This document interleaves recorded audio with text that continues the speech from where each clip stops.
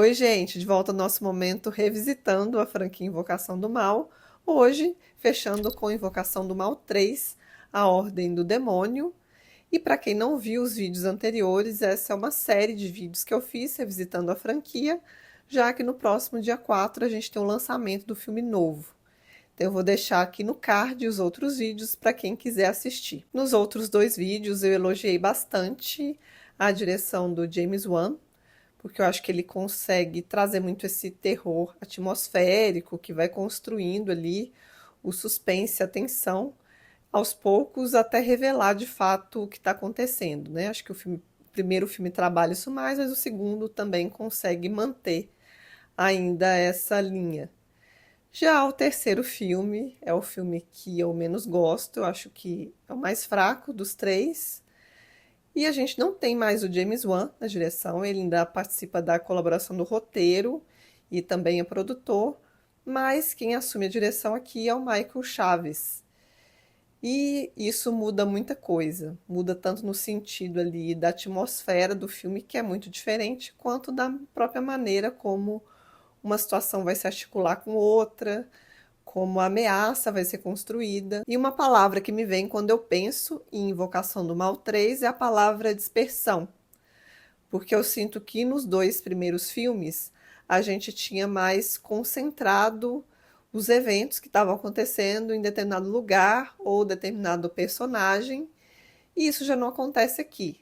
Aqui a gente tem diferentes eventos sobrenaturais acontecendo e eles vão se dispersando, às vezes por lugares, por personagens e situações, e que eu acho que isso atrapalha naquele tipo de conexão que a gente poderia estabelecer com aquilo que está em cena. E eu acho que isso atrapalha, inclusive, numa experiência mais imersiva, em que a gente sente que está quase ali dentro, né, dos lugares, acompanhando os personagens. E nesse filme eu não sinto isso. Além disso, a presença do mal nesse filme, eu acho que ela é construída de uma maneira também mais frágil. A figura central, que a gente vai descobrir, né, mais ao longo ali da narrativa, quem é, eu consigo sentir muito mais irritabilidade com ela do que algum tipo de medo ou assombro. Diferente do que acontecia nos outros dois filmes, em que as presenças do sobrenatural realmente elas têm uma consistência, uma presença que causa realmente essa inquietação, essa angústia. E aí, no lugar da inquietação, a gente vai ter a dispersão, que vai ser ocasionada devido a uma série de eventos sobrenaturais que vão acontecer, tendo início com uma cena de exorcismo de um menino chamado David. Esse início do filme eu até gosto, eu acho interessante. A Lorraine e o Ed estão presentes também nessa cena, e está presente também o Ernie, que é um rapaz que namora com a irmã do David. E essa possessão ela vai ser transferida para o Ernie, e isso vai ocasionar uma morte que é cometida por ele e vai ocasionar também um caso de tribunal. Então a gente vai ter essa, isso por isso que eu disse dessa dispersão. Então tem essa casa com essa família, depois a gente já tem mais algo voltado para a figura do Ernie, mas à medida que os Warren vão tentar pesquisar para poder ajudá-lo, né, já que pressupõe-se que ele estava possuído, e eles têm que tentar provar isso na justiça, eles também vão descobrir conexões com outras mortes, e isso também vai trazer outros personagens ali à tona, e aí o filme vai ficar andando nessas linhas diferentes. E no meio dessas diferentes linhas, dessas diferentes frentes que envolvem investigação policial, tribunal e também maldição, ainda tem a doença do Ed.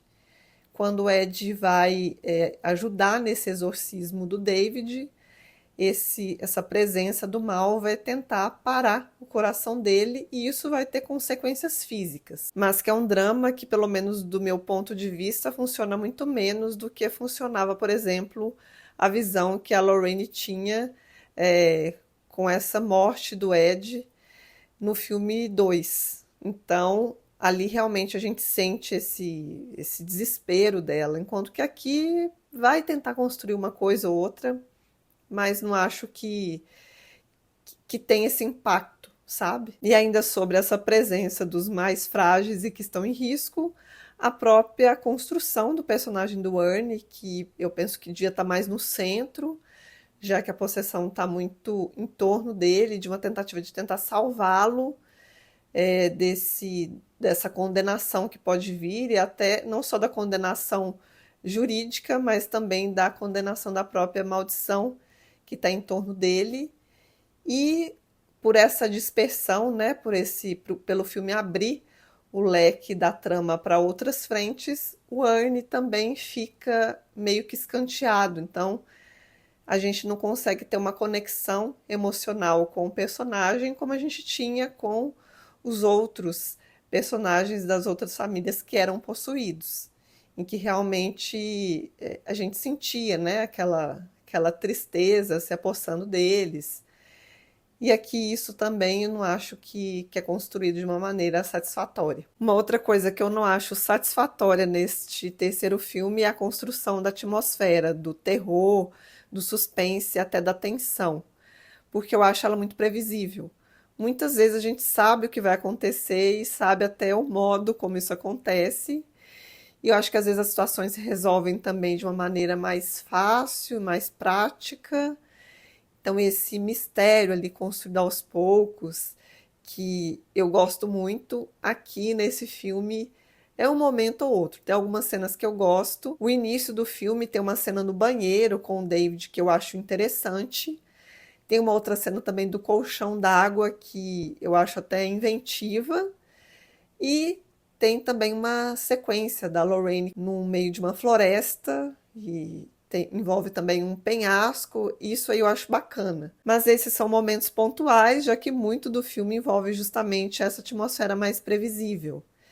E é um previsível que eu acho que estraga a imersão que a gente poderia ter na história e também de se envolver mais com esse mistério que está sendo construído. E aí vem a cereja do bolo, sendo muito irônica nesse comentário, que é a figura da ocultista, que vai ser quem vai realizar os rituais que vão envolver uma certa maldição. Então, são rituais satânicos de oferenda que ela faz sem um propósito específico, a não ser operar, atuar como serva e adoradora das forças demoníacas. E eu penso que essa falta de propósito, ela também dificulta até a própria construção da personagem mesmo, né? Dessa personalidade do mal, que, sinceramente, eu falei que me irritou no início do vídeo, e realmente essa foi, sendo muito honesta, foi a sensação que eu tive quando tinha contato com ela. Não era uma sensação de medo ou de angústia, né? De assombro. Era uma certa irritabilidade mesmo diante daquela figura, que eu acho que é justamente isso, assim, falta uma consistência, uma base, né, para a gente poder entender também melhor o que de fato leva aquela mulher a chegar até ali. Mas no desfecho do filme, a narrativa até tenta fazer uma conexão com o pai, mas eu penso que é muito mais um jeito de tentar amarrar uma ponta do que necessariamente de construção. É diferente, né? Quando se constrói uma coisa e quando você joga uma informação no final só para dizer que está ali.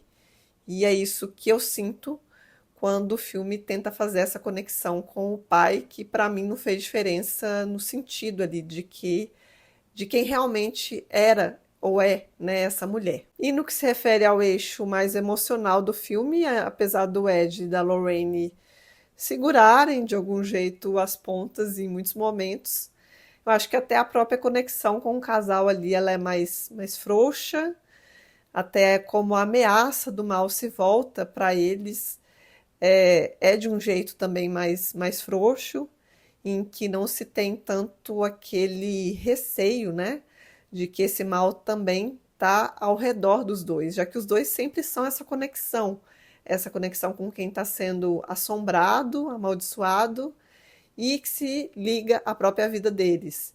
E ali eu acho que isso também não se pauta de uma maneira que é interessante. Então falta densidade, sobra dispersão, e o medo e o terror, onde é que fica aí, né? Dito isso, eu vou ser sincera que eu não tenho expectativas para o novo filme. Eu espero que seja um bom filme, mas eu vou sem expectativa porque a direção novamente é do Michael Chaves e eu não sei, né, como é que o filme vai tentar amarrar essas coisas que já foram trabalhadas, né, nesse último momento. Então, vamos ver. E hoje eu fico por aqui e fico aguardando vocês nos próximos vídeos do canal. Um abraço e até a próxima!